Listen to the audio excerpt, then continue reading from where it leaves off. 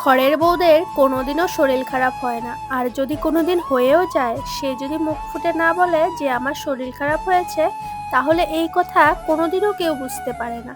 So hello everyone, again welcome to my another mini blog. তো রোজকার মতো আজকের দিনটাও আমার শুরু হয়ে গেছে। সকালবেলা ঘুম থেকে উঠে যা আশিপাশি কাজ ছিল সবকিছু করে নিয়েছি, তারপর এদিকে আমার সোনামা ঘুম থেকে উঠে গেছে। তো তারপর ওকে একটু কোলে নিয়ে আদর করলাম, তারপর ওকে ফ্রেশ ট্রেশ করিয়ে খাইয়ে দিয়েছি। আজকে বৃহস্পতিবার, তো আমার পুজো দিতে দেরি হবে, তো সেই জন্য ওকে আগে খাইয়েই নিয়েছি। তারপর আমি গিয়ে একেবারে স্নান করে চলে আসলাম। তো স্নান করে এসে এদিকে সিঁদুরটা পরে নিচ্ছিলাম, আর এইদিকে ও কান্না করছে দাদার সাথে ও দোকানে যাবে। মানে ও কাকু এসেছিল, তো কাকুর সাথে যাওয়ার জন্য জেদ করছিল। তো ওকে রেডি করিয়ে পাঠিয়ে দিলাম, কাকু ওকে নিয়ে চলে গেছে। আমি এদিকে চলে আসলাম ঠাকুর ঘরে। আর আজকে না ভেবেছি ঠাকুর ঘরটা একটু ডিপ ক্লিন করব। অনেকদিন ধরে ভাবছিলাম ডিপ ক্লিন করব, কিন্তু করা হচ্ছিল না। তো ভাবলাম আজকে যখন বৃহস্পতিবার আছে আজকেই ক্লিন করে নিই।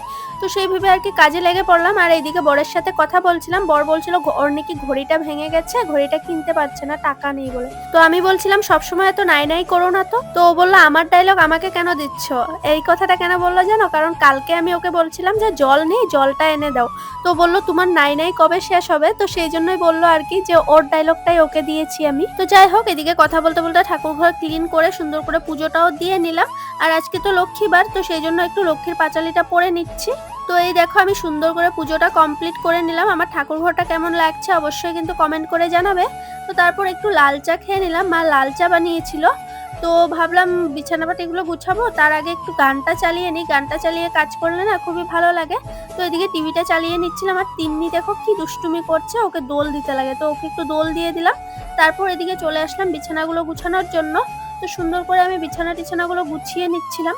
আর কদিন ধরে না আমার শরীরটা ভালো নেই, প্রচন্ড সর্দি কাশি হয়েছে, তো সেই জন্য কিছুই খেতে ভালো লাগে না। তো মা গরম গরম ভাত আর সয়াবিন তরকারি বানিয়েছিল, তো সেটা দিয়ে একটু ভাত খেয়ে নিলাম। তারপর এদিকে তিন্নিকে স্নান করিয়ে দিয়েছি, আর ও টিভিতে গান শুনে শুনে নাচ করছে। সত্যি ওর সাথে সারাটা দিন আমার কিভাবে যে চলে যায় আমি নিজেও বুঝতে পারি না। তো আজকের ভিডিওটা এই পর্যন্তই, দেখা হবে অন্য কোনো ভিডিওতে। Bye bye.